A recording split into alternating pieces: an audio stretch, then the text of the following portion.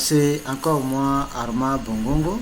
Dans la vidéo précédente sur la prise de main des logiciels SPSS, nous avons essayé de voir comment importer les données, comment essayer de paramétrer certaines variables, surtout les variables qualitatives, parce que quand vous avez des variables qualitatives qui sont catégorielles, il faut préciser et ou signaler au logiciel toutes les modalités que vous avez dans ces variables.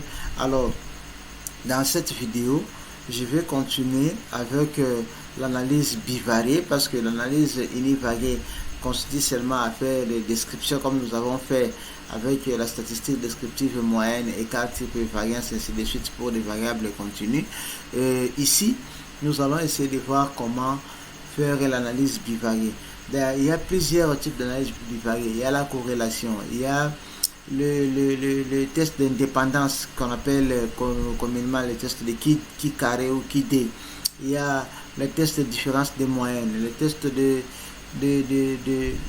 l'ANOVA. Il y a plusieurs tests dans l'analyse bivariée, mais ici dans cette vidéo je vais faire quelques analyses bivariées à ce niveau. Je vais continuer mon analyse en ouvrant mon script. Je vais aller dans View, ouvrir. Je vais ouvrir mon syntaxe. Ok, j'ouvre mon syntaxe. C'est dans mon dossier qui s'appelle script. C'est ça, Tito SPSS. Alors, j'ouvre ça. Alors, si j'ouvre ce script, il suffit que je sélectionne tout. Si je sélectionne tout, je relance. Vous allez voir tout ce qu'on a fait à la vidéo précédente ressortir, c'est-à-dire quoi? Oh non, j'ai encore importé les données, à modifier tout ce que j'ai fait. Non, j'ai connu une petite erreur. Bon, ce n'est pas grave. Vous allez voir que les résultats ça va nous sortir les résultats, tout ce qu'on avait fait.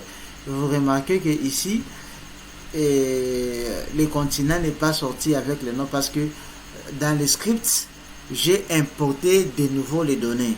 Voyez, j'ai importé de nouveau les données alors que j'avais déjà paramétré certaines choses. C'est comme ça que je vais seulement essayer de reprendre ici. Essayer de reprendre. Bon, je ne vais pas tout reprendre parce que vous savez déjà. Je vais seulement venir ici au niveau des variables continents. Je vais mettre ici, non pas là-bas, ici au niveau des valeurs. Je vais mettre là-bas 1, on avait dit 1 c'était Afrique.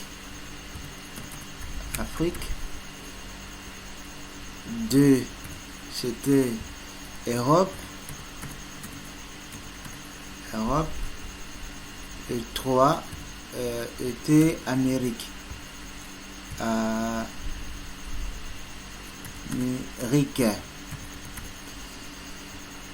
Ok.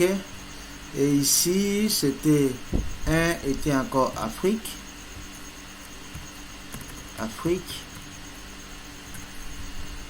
Et 2 était non-Afrique.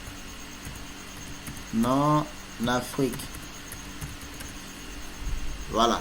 Si j'avais relancé encore mon script pour vous montrer seulement que vous pouvez tout fermer, vous ouvrez seulement le script et vous relancez, ça va vous ramener tout ce que vous avez fait auparavant. Moi je devais plutôt sélectionner case par case, mais j'ai tout sélectionné, c'est pourquoi ça importer encore de nouveau les données. Bon, c'est pas grave, je vais plutôt continuer ici. Alors, tous ces graphiques, on avait vu ça à la vidéo précédente. Alors, cette fois-là, je vais évoluer maintenant avec l'analyse bivariée. Première analyse bivariée, nous allons faire d'abord, nous commençons par tester, de faire les tests de conformité. J'avais expliqué les tests de conformité dans la vidéo sur le logiciel R que nous avons vu précédemment. Il suffit d'aller dans cette vidéo pour voir ce que nous avons parlé de test de conformité. Alors ici, je vais dire seulement, je vais comparer la corruption, moyenne des corruptions avec 3. Je vais dire peut-être que en moyenne, dans tous les pays que j'ai obtenus, le taux de corruption a un score de 3 sur 6. Ok? Le taux de corruption a un score de 3 sur 6. Alors ça, c'est ce qu'on appelle une valeur théorique.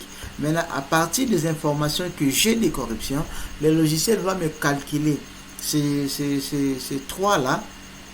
Il va me calculer cette moyenne et puis va comparer avec les 3 que je dis. J'avais donné des explications par rapport à ça à la vidéo sur l'analyse en utilisant le logiciel R que nous avons vu dans des vidéos précédentes.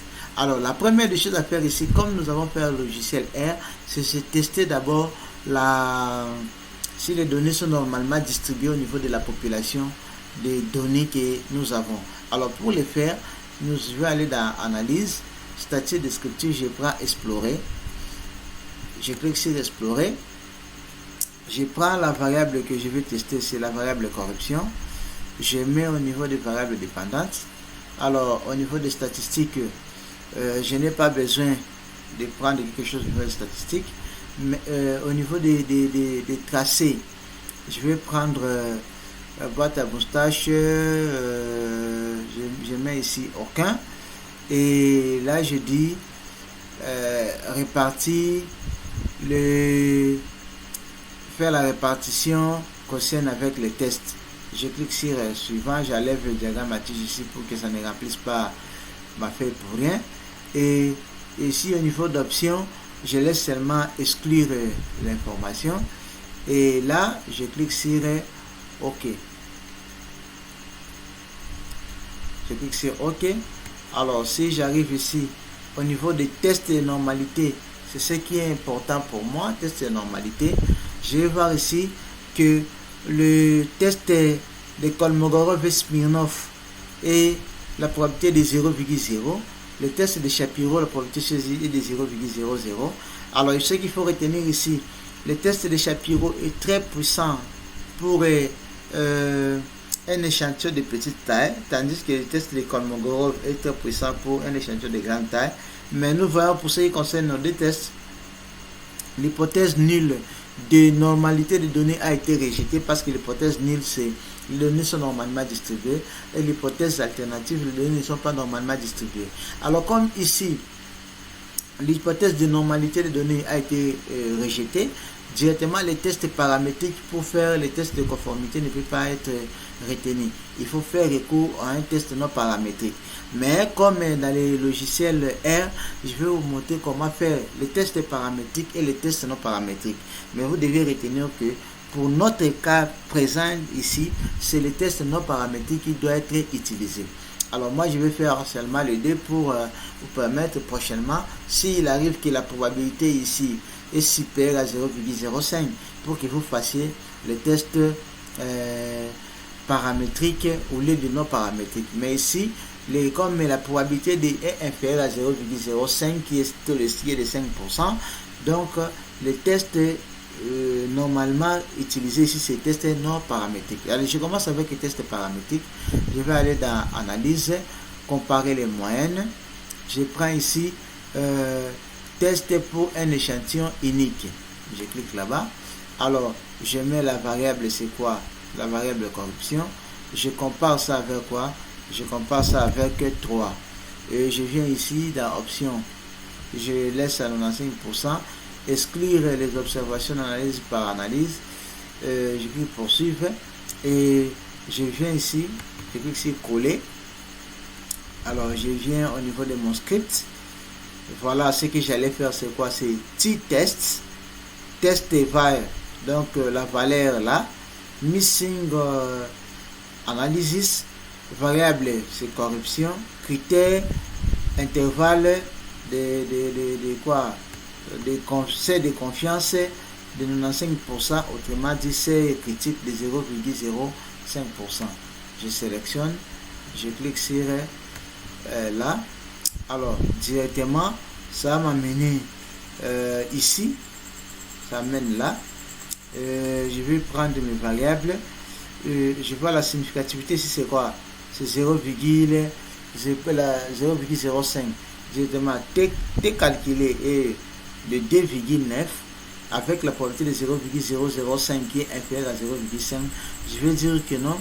Je rejette l'hypothèse de l'égalité de la moyenne à 3 pour dire que la moyenne est différente de 3. Ok? Donc là, l'hypothèse nulle a été rejetée parce que l'hypothèse nulle dit que la moyenne de la corruption, des scores de corruption réalisés par les pays qui constituent ma base est de 3. Mais quand je calcule les tests montrent que la moyenne est différente de 3. Déjà parce que la moyenne ici c'est 2,5. C'est-à-dire 2,5 est statistiquement significativement différent de 3. Alors, ça c'est si j'ai fait l'analyse paramétrique avec les tests students. Mais si pour les cas, je dois faire l'analyse non paramétrique, je vais cliquer encore dans analyse. Je viens test non paramétrique. Je prends un échantillon. Je clique là-bas sur un échantillon. Je viens ici au niveau des champs. Je choisis la variable. Je prends d'abord toutes les variables qui sont là. Je les ramène de l'autre côté. Mais je prends uniquement la variable que j'ai besoin, c'est la corruption. Je l'amène là.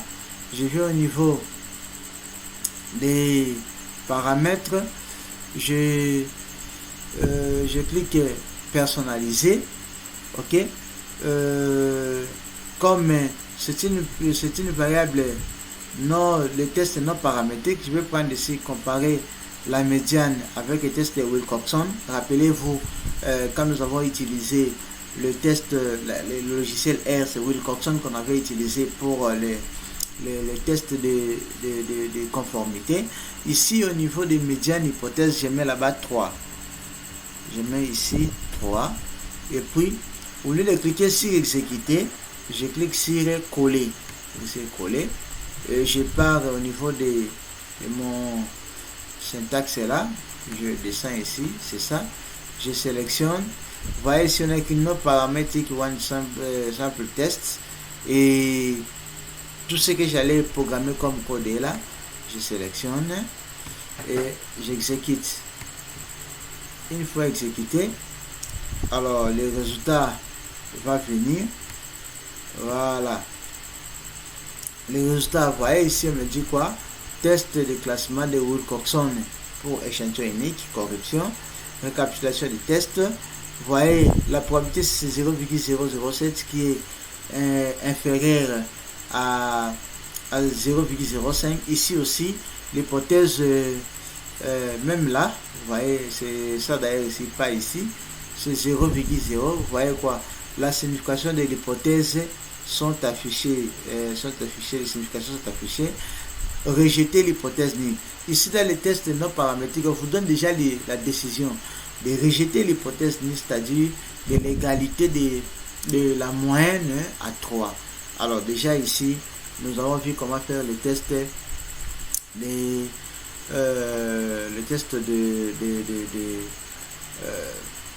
conformité avec test paramétrique et test non paramétrique. Alors, après cela, je vais prendre le test de deux échantillons indépendants. J'ai ici deux groupes de pays, les pays africains et les pays non africains. Je vais comparer par exemple le niveau de consommation je vais prendre la variable qu'on avait utilisée avec le logiciel R pour que nous soyons toujours dans la même longueur. Stabilité du gouvernement, ok, ou bien consommation, conditions socio-économiques, les deux, je peux les comparer. Alors cette fois-là, je vais la première condition pour faire le test de différence des moyennes de deux échantillons indépendants. C'est d'abord on commence par tester la normalité dans les deux échantillons, dans les populations de deux groupes. Et après ça, on teste l'égalité des variances. Alors, pour moi, ce que je vais faire, c'est quoi? Je vais aller dans Analyse. Je prends Comparer, statistiques descriptives. Je prends Explorer. j'enlève la corruption, je mets stabilité du gouvernement, je veux comparer des groupes, c'est quoi? Les pays comparés ici, je mets là-bas, au niveau des étiquettes par observation. Au niveau des statistiques, j'enlève même le descriptif pour que ça ne m'embête pas. Bon, il faut que je choisisse une chose.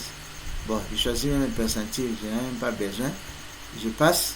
Au niveau du tracé, je prends aucun, je prends encore ici, je garde ici comme ça est. Je continue. Et au niveau des options, je laisse exclure et je clique le D là-bas, statistique et tracé. Bon, si je passe ma statistique, ça va toujours venir. Je prends OK. Bon, cette fois-là, je n'ai pas cliqué dans mon code. Je reprends pour que je vais garder les codes. Oh, non, pas ça. Analyse, explorer. Oh, la souris commence à me faire un peu de défaut. Explorer. Je clique sur coller. Alors, je vais de l'autre côté. Alors, c'est ça. Examiner, variable compare, ainsi de suite. Je sélectionne, j'exécute. Une fois exécuté, alors je viens là-bas. Je vais voir que le D-test a montré que pour les deux groupes, non, comment c'est sorti, ça allait, ça j'ai fait pour voilà. Attendez.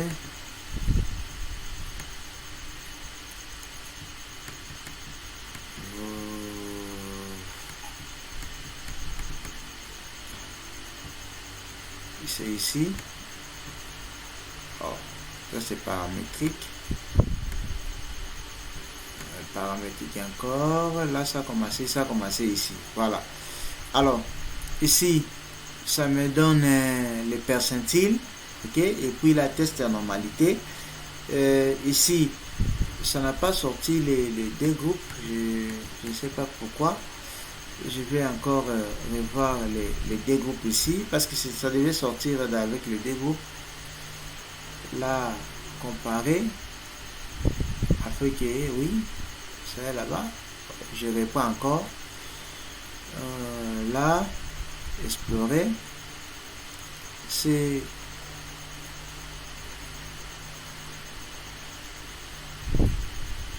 ici. Là, je garde les mêmes choses que j'avais déjà mis là-bas. Coller. Je viens ici.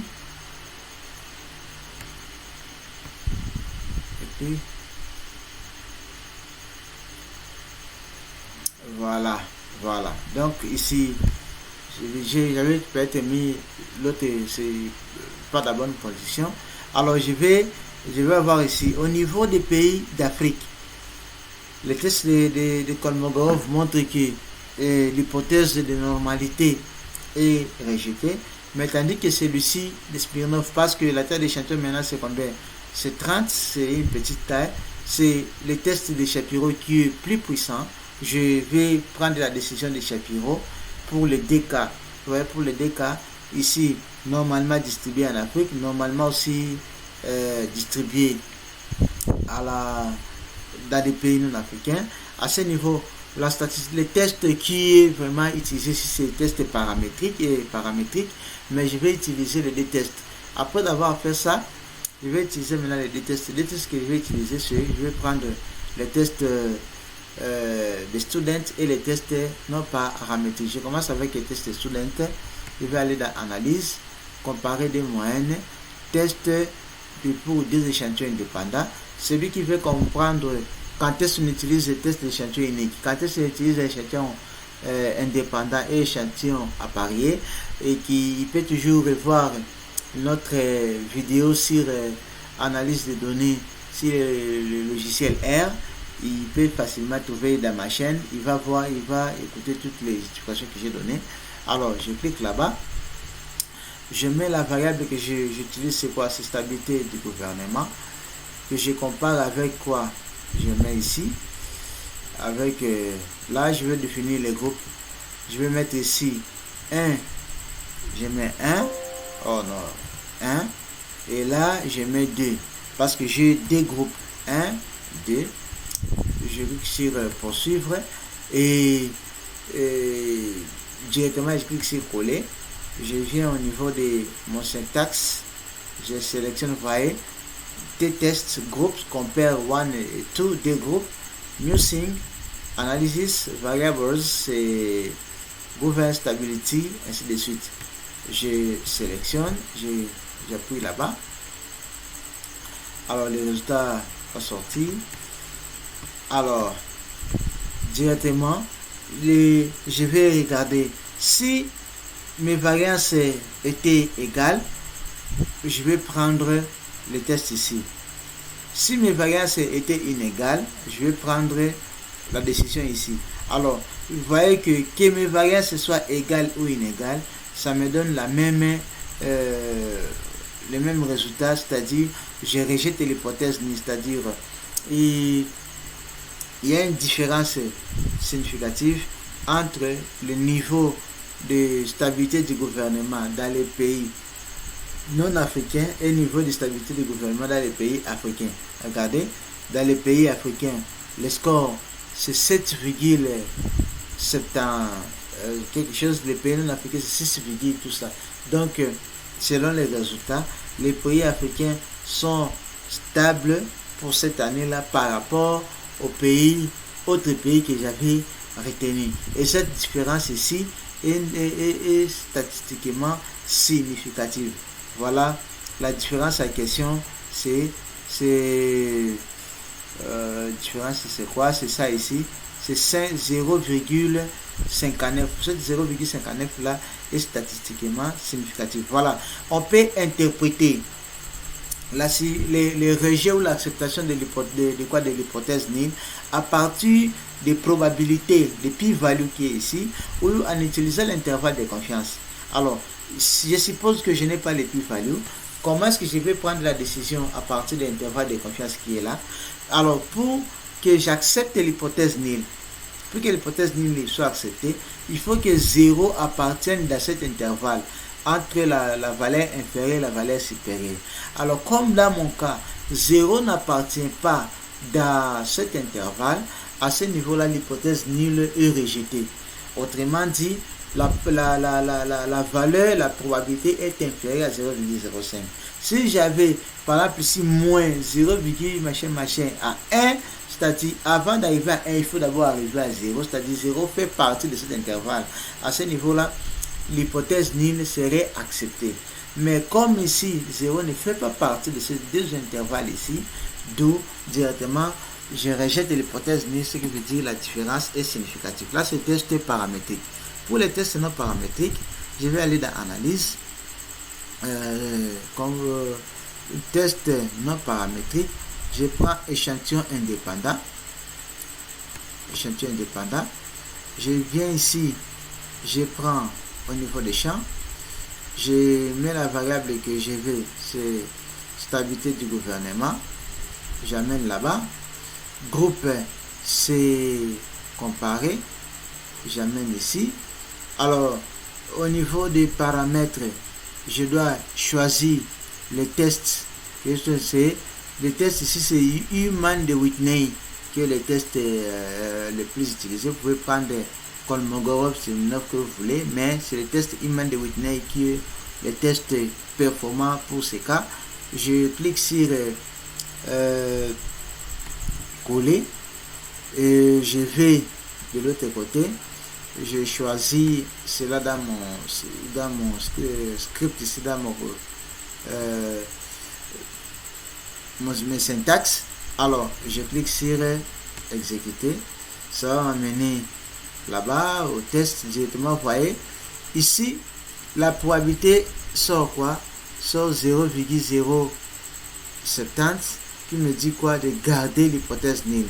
Alors que de l'autre côté, attendez, vous allez voir ici, de l'autre côté, c'était de rejeter l'hypothèse nulle. Déjà, comprenez que les tests qu'il faut ici, c'est les tests non paramétriques. attendez, c'est les tests paramétriques, pas les tests non paramétriques, parce que nos données sont normalement distribuées. Si je ne peux pas considérer les tests non paramétriques, je vais considérer plutôt les résultats des tests paramétriques, parce que nos données étaient normalement distribuées au niveau de leur population. Alors, si je vais maintenant faire les tests de deux échantillons à parier, on avait dit que les tests de deux échantillons à parier, c'est lorsque pour les mêmes individus, on les observe des fois, on les observe avant ou après, ou bien on les observe dans des situations différentes. Alors pour nous ici, je vais comparer les scores réalisés par nos pays pour la stabilité du gouvernement et les scores réalisés pour les conditions socio-économiques. Comprenez que ça n'a pas vraiment de sens, mais pour des raisons pédagogiques seulement que je les donne. Je vais aller encore dans l'analyse. Je vais comparer le 2. Là, je n'ai pas besoin de faire les tests. Je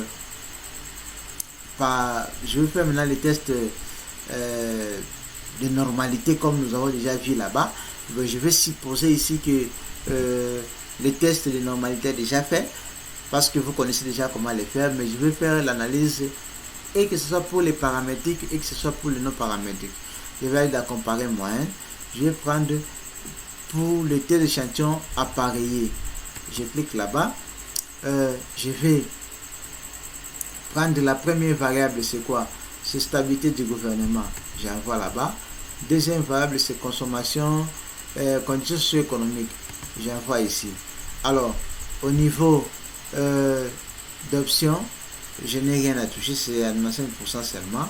Et puis, je clique sur coller. Et je viens au niveau de mon script. J'exécute. Alors, une fois exécuté, le résultat est là. Voilà, le résultat est là. La significatif, c'est 0,05%, ce qui veut dire il n'y a pas de différence de réalisation pour ces entreprises, pour ces pays, que ce soit, là ça c'est d'abord la corrélation, c'est la corrélation entre les deux. Alors, le test c'est ici, test d'échantillon à parier.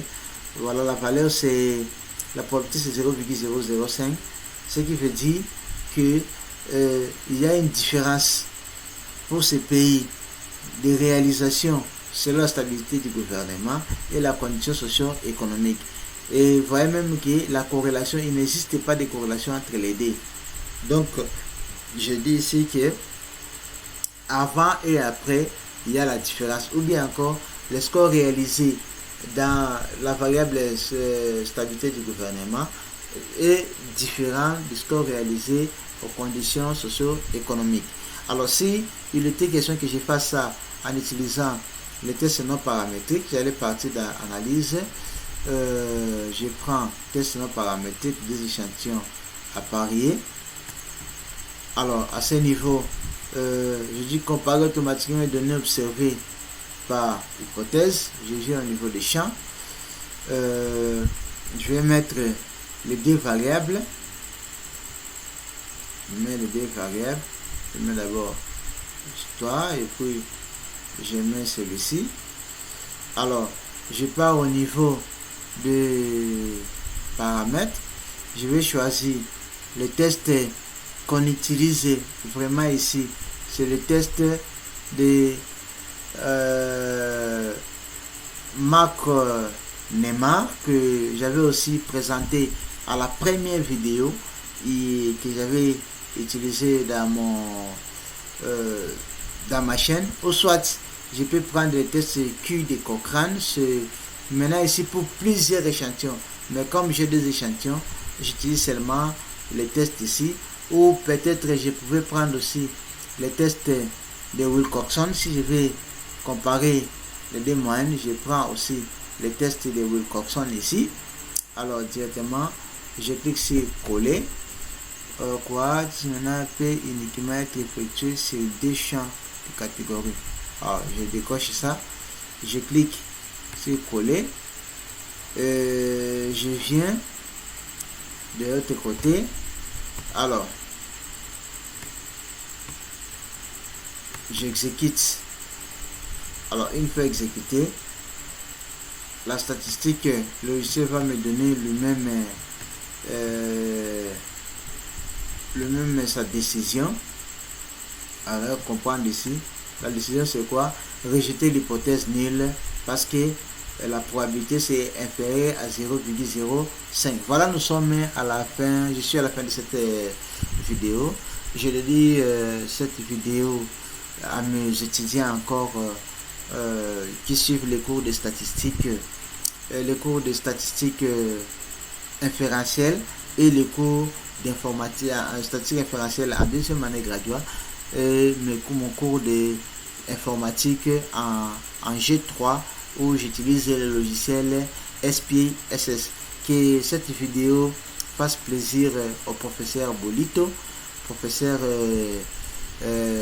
Bolito Rémi, professeur Etienne Kitoko, professeur Matata Makalamba, professeur Lubanza Ngoma Germain et tous les autres chefs de travaux et d'autres collègues de la faculté. Je dis que cette vidéo vous fasse plaisir. Nous allons nous retrouver à la prochaine vidéo. Ciao.